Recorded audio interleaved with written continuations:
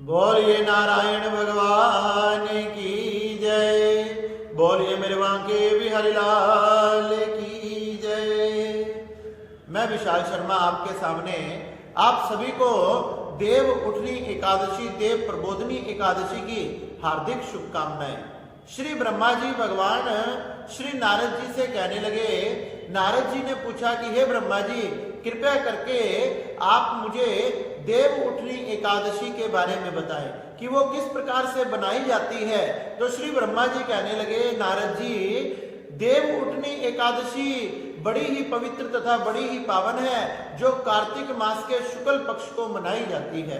पृथ्वी पर पाप जब तक गरजते हैं, जब तक देव प्रबोधनी एकादशी नहीं आ जाती, जब तक ही गंगा आदि में समुद्र में पाप गरजते हैं, जब तक देव उठनी देव प्रबोधनी एकादशी नहीं आ जाती। इसकी महिमा अनंत है। ये जन्म जन्मांतर के पापों को नष्ट करने वाली, बुद्धिमानों को मोक्ष देने वाली, पापियों के पापों को काटने वाली तथा सभी की मनोकामनाओं को पूर्ण करने वाली है। नारद जी कहने लगे, ब्रह्मा जी, नक्त भोजन का, एक समय भोजन का, उपवास का, इनका क्या फल प्राप्त होता है, आप कृपया कर मुझे बताएं।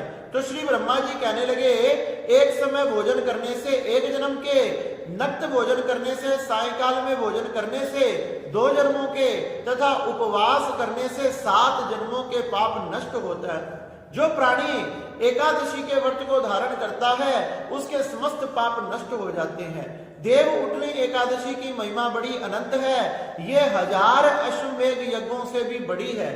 चंद्र ग्रहण में, सूर्य ग्रहण में जो फल दान करने से प्राप्त नहीं होता, वो फल देव उठनी एकादशी को धारण करने से प्राप्त होता है। मनुष्य ने अपने जीवन में कम से कम एक बार तो जरूर इस एकादशी का व्रत करना चाहिए, क्योंकि इस व्रत के करने से बड़े पाप नष्ट हो जाते हैं। पर स्त्री गमन, गुरु स्त्री गमन, ब्राह्मण स्त्री गमन, चोरी करने वाला, डकैती करने वाला, लूटपाट करने वाला, स्वर्ण आदि चोरी पाप ही नहीं, महापापों को करने वाला व्यक्ति भी इस एकादशी की कथा को केवल सुनने मात्र से उसका कल्याण हो जाता है।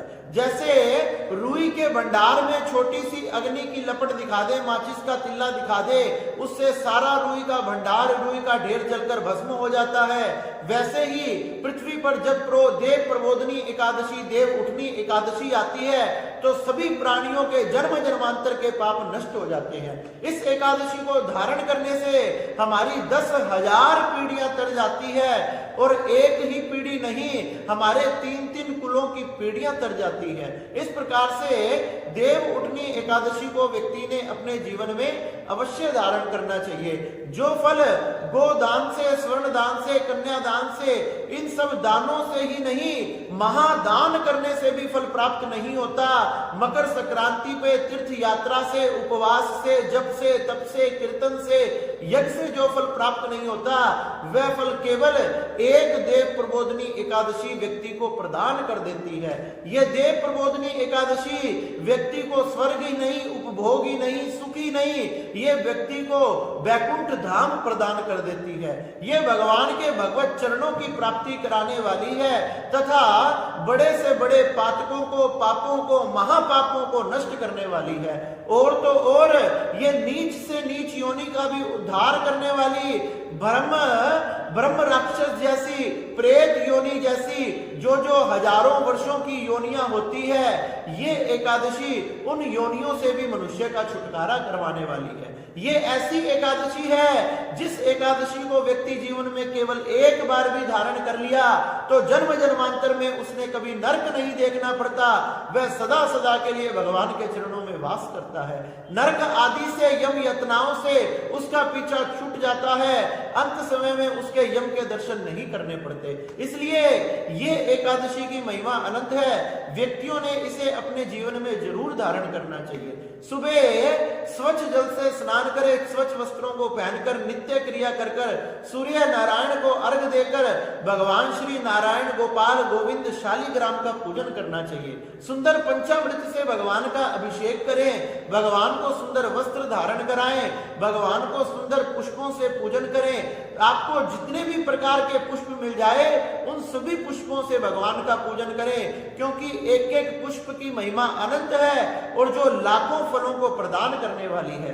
भगवान का तुलसी दल से, तुलसी मंजरी से, आंवले से, आंवले के पत्र से, शमी पत्र से, इन सब वस्तुओं से, इन सब सामग्रियों से भगवान का पूजन करना चाहिए। भगवान का षोडश उपचार से पूजन करें, भगवान की कथा को श्रवण करें और भगवान के मंत्र का जाप करना चाहिए। राधे कृष्ण सीता राम रटना चाहिए या 12 अक्षर मंत्र ओम नमो भगवते वासुदेवाय, इस मंत्र का जाप करना चाहिए। जिस मंत्र का जाप करने ध्रुव ने ध्रुव पद को प्राप्त कर लिया, प्रहलाद ने भगवान को पा लिया, ध्रुव ने भगवान को पा लिया।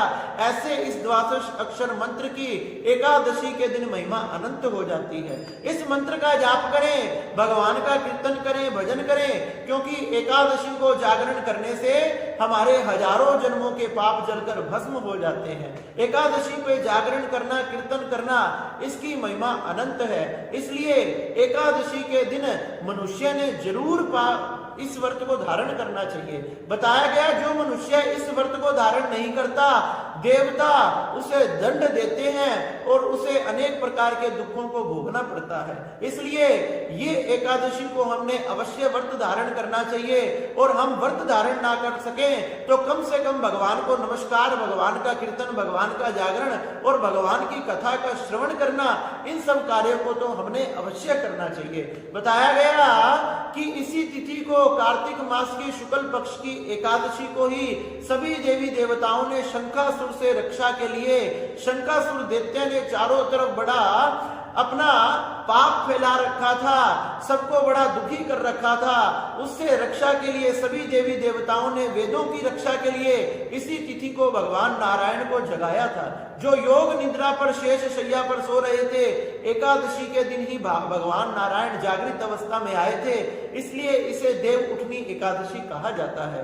प्राचीन कथा के अनुसार जब एक समय भगवान जलंधर का तथा शंकर भगवान का युद्ध हो रहा था, शंकर भगवान ने सबसे पहले जलंधर से युद्ध करने के लिए नारायण को भेजा तथा नारायण भगवान जलंधर से युद्ध करने के लिए जाने लगे तो लक्ष्मी जी ने रोक लिया।